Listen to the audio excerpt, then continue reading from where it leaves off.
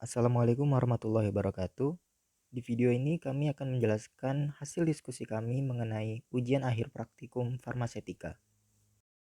Sebelumnya izin memperkenalkan diri, kami dari kelompok 9 Farmasi A dengan anggota Azika Kurnia Nirwana, Dian Saputri, Alfa Triyoga, Muhammad Iqbal, dan Jonathan Alvin Satria.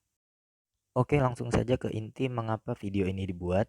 Kelompok kami diwakili oleh Azika Kurnia Nirwana yang akan menjelaskan hasil diskusi kami. Halo semua, saya perwakilan dari kelompok 9 kelas Farmasi A akan mempresentasikan hasil ujian akhir praktikum farmasetika dari kelompok kami. Pada presentasi ini akan diulas secara singkat 5 resep, meliputi evaluasi kelengkapan resep, studi preformulasi, perhitungan dosis, perhitungan penimbangan bahan dan cara pembuatan, etiket, serta kopi resep. Berikut merupakan evaluasi kelengkapan resep, di mana pada resep pertama terdapat nama dokter, alamat dokter, tempat dan tanggal penulisan resep, tanda resipe, jumlah dan nama bahan, bentuk sediaan dan cara pakai, nama pasien, umur dan alamat pasien, serta paraf dokter penulis resep. Sedangkan untuk komponen yang tidak terdapat pada resep ialah SIP dokter, nomor resep, dan nomor telepon dokter. Selanjutnya ialah data studi preformulasi, meliputi data pemberian, kelarutan, dan khasiat atau kegunaan dari masing-masing komponen zat aktif, di mana pada resep pertama terdapat 3 zat aktif, yaitu azitromisin sebagai antibiotik, kodein hidrokloridum sebagai antitusifum, ambroxol hidrokloridum sebagai ekspektoran. Untuk data pemberian dan kelarutan dapat dilihat pada layar. Berikut merupakan tabel perhitungan dosis untuk ketiga komponen zat aktif pada resep pertama. Sebagai informasi, azitromisin yang diminta pada resep ialah sediaan jadi berupa tablet antibiotik berkekuatan 500 mg, sehingga dosis azitromisin pada resep sudah sesuai dan tidak perlu dilakukan pengusulan perubahan dosis. Sedangkan untuk kodein HCl dan ambroxol HCl, dosisnya mengacu pada Pharmacopoeia Indonesia 3 dan Martindale The Complete Drug References. Dosis lengkap dapat dilihat pada layar. Untuk mengetahui ketepatan dosis, perlu dilakukan perhitungan penyetaran zat aktif. Hal ini dikarenakan pada resep diminta kodein dan ambroxol dalam bentuk murni, sedangkan pada literatur diketahui dosis kodein dan ambroxol dalam bentuk hidrokloridanya. Dari perhitungan, diperoleh dosis kodein HCl sekali konsumsi ialah 5,6 mg dan dosis kodein HCl sehari ialah 16,7 mg. Dosis ini tidak memenuhi rentang dosis lazim berdasarkan literatur. Oleh karena itu, perlu dilakukan usulan perubahan dosis. Sedangkan untuk dosis ambroxol HCl, dosis sekalinya adalah 33 mg dan dosis seharinya adalah 99 mg. Dosis ini sudah sesuai dengan rentang dosis lazim. Berikut merupakan usulan perubahan dosis untuk kodein HCl, di mana pada resep dosis sekalinya perlu dinaikkan menjadi 10 mg agar memenuhi rentang dosis lazimnya. Jika usulan terpenuhi, maka dosis sekali resep menjadi 10 mg dan dosis seharinya menjadi 30 mg. Dosis ini sudah aman dan sesuai dengan rentang dosis lazim kodein HCl. Selanjutnya adalah tabel perhitungan penimbangan bahan, di mana pada resep diminta tablet antibiotik azitromisin berkekuatan 500 mg sebanyak 5 tablet, sehingga azitromisin total yang dibutuhkan adalah 2.500 mg. Dan untuk pembuatan kapsul diperlukan 5 mg kodein HCl dan 30 mg ambroxol HCl untuk masing-masing kapsul. Pada resep diminta 15 kapsul. Sehingga dua komponen ini harus dikalikan dengan 15 karena terdapat tanda dateless dosis atau DTD pada resep. Total kodein HCl yang diperlukan adalah 75 mg dan total ambroxol HCl yang diperlukan adalah 450 mg. Berikut merupakan langkah-langkah pembuatan sediaan kapsul. Yang pertama, siapkan alat dan bahan. Kedua, setarakan timbangan. Ketiga, timbang 75 mg kodein HCl, 450 mg ambroxol HCl, dan 225 mg sakarum laktis atau SL.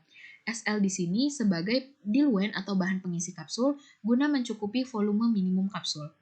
Langkah selanjutnya ialah siapkan mortir, alasi dengan SL dan masukkan 450 mg ambroxol HCl ke dalamnya, lalu gerus sampai homogen. Selanjutnya tambahkan 75 mg kodein HCl ke dalam mortir dan gerus sampai homogen. Langkah selanjutnya adalah tambahkan SL ke dalam campuran, gerus sampai homogen. Setelah campuran siap, siapkan kapsul cangkang keras nomor 4, di mana kapsul nomor 4 ini memiliki kapasitas 50 mg sampai 100 mg. Selanjutnya, masukkan serbuk ke dalam badan kapsul menggunakan tangan, lalu tutup kapsul. Setelah semua kapsul siap, kemas kapsul ke dalam wadah sedia yang tertutup baik, dan terakhir, beri label serta etiket berwarna putih sebagai tanda.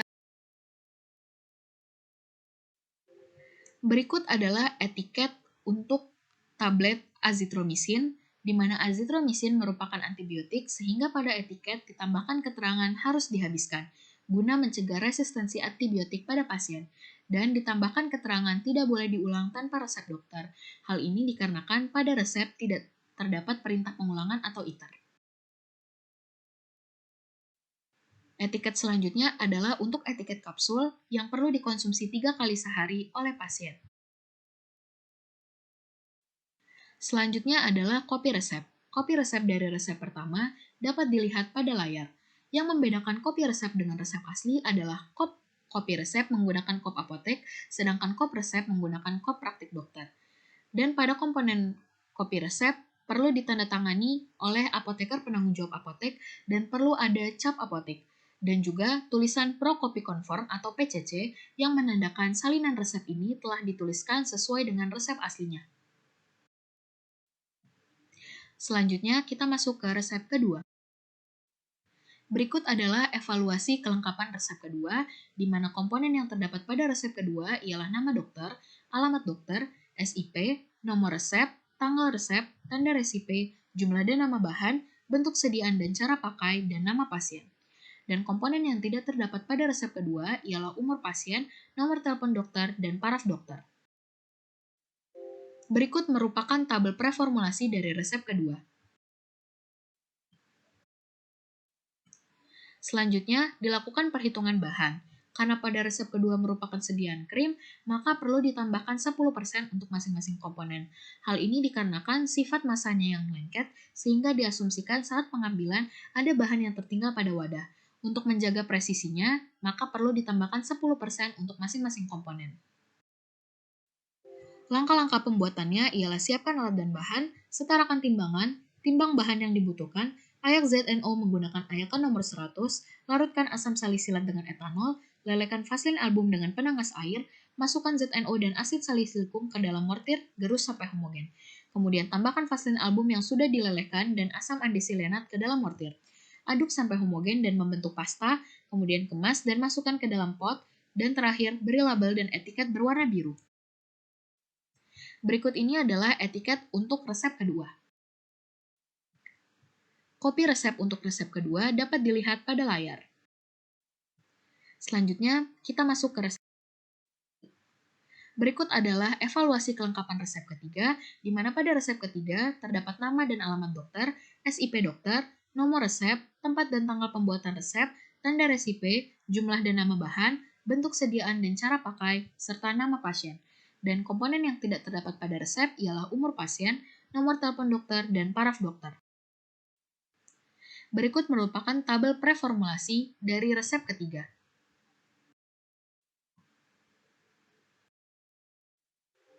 Berikut merupakan tabel perhitungan bahan untuk resep ketiga. Pada resep ketiga, jumlah bahan dituliskan dalam bentuk persentase, sehingga perlu dikonversikan ke dalam bentuk gram. Untuk nipagin, setelah dikonversi ke dalam bentuk gram, diperoleh sebesar 0,04 gram. Ini berarti dalam penimbangannya perlu dilakukan pengenceran. Pengenceran nipagin dilakukan menggunakan Aquades.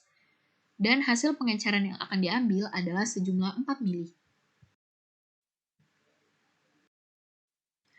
Berikut adalah cara pembuatan dari resep ketiga.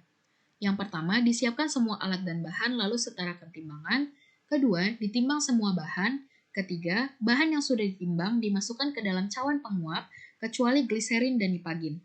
Yang keempat, bahan yang ada di dalam cawan penguap dileburkan di atas water bath yang sudah dipanaskan sebelumnya. Yang kelima, dileburkan hingga semuanya meleleh. Setelah melebur sempurna, dituang ke dalam mortir panas. Diaduk perlahan-lahan sambil ditambahkan air sedikit demi sedikit hingga homogen. Kemudian ditambahkan gliserin sedikit demi sedikit, dan terakhir ditambahkan nipagin hasil pengenceran. Setelah jadi, dimasukkan ke dalam botol krim dan diberi etiket.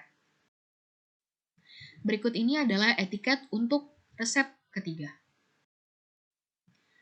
Kopi resep-resep ketiga dapat dilihat pada layar. Selanjutnya kita masuk ke resep.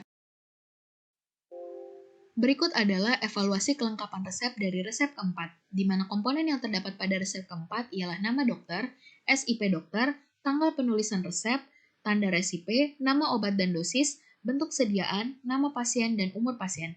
Sedangkan komponen yang tidak ada ialah alamat dokter, nomor resep, nomor telepon dokter, alamat pasien, dan paraf dokter. Berikut ini adalah tabel preformulasi dari resep keempat. Selanjutnya adalah tabel perhitungan bahan. Pada resep keempat dibutuhkan 5 mg atropin sulfat, 150 mg ekstrak beladon, dan laktosa secukupnya. Selanjutnya adalah langkah-langkah pembuatan untuk resep keempat. Pertama, siapkan alat dan bahan, setarakan timbangan, ambil dan timbang seluruh bahan, kemudian lelehkan ekstrak beladon dengan penangas air, lapisi mortir dengan SL. Tambahkan ekstrak beladon ke dalam mortir, gerus sampai homogen, dan tambahkan beberapa tetes etanol. Kemudian masukkan atropin sulfat dan laktosa ke dalam mortir, gerus hingga homogen. Ayak menggunakan pengayak nomor 60, kemudian dibagi 2 saat ditimbang, dan masing-masing dibuat 5 bungkus. Terakhir, kemas dan beri label dan etiket berwarna. Berikut merupakan tabel perhitungan dosis dari resep keempat, di mana pada resep keempat merupakan sediaan pulveras 1 serbuk terbagi. Pada tabel perhitungan dosis terlihat bahwa dosis atropin sulfat dan ekstrak beladon sudah sesuai dengan dosis lazim dan tidak melebihi dosis maksimalnya. Maka tidak diperlukan usulan perubahan dosis. Berikut adalah etiket untuk resep keempat. Kopi resep keempat dapat dilihat pada layar. Selanjutnya kita masuk ke resep terakhir. Berikut adalah evaluasi kelengkapan resep kelima, di mana pada resep kelima terdapat nama dan alamat dokter, SIP dokter, tanggal resep, tanda resipe, jumlah dan nama bahan, bentuk sediaan dan cara pakai, nama pasien, dan nomor telepon dokter.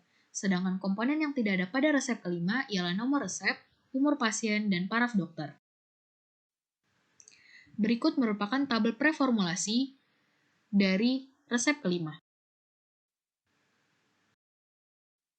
Selanjutnya adalah tabel perhitungan bahan untuk resep kelima, di mana jumlah komponen yang dibutuhkan dihitung dengan menggunakan rumus yang tertera pada layar.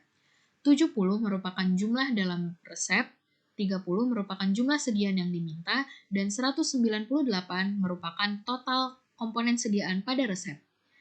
Sehingga untuk resep kelima diperlukan 10,6 gram parafin liquid, 3,03 gram asam stearik, 15,15 gram aquades, dan 1,2 gram triamcinolon.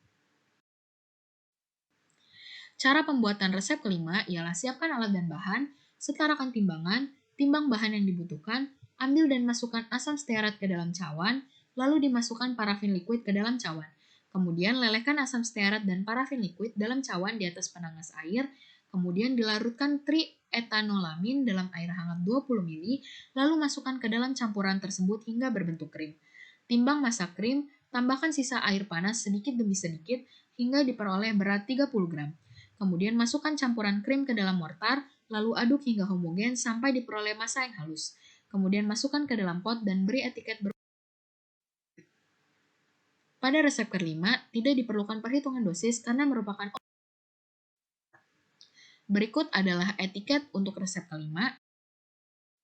Kopi resep kelima dapat dilihat pada layar. Sekian presentasi dari kelompok kami, kurang lebihnya kami mohon maaf. Terima kasih. Wassalamualaikum warahmatullahi wabarakatuh.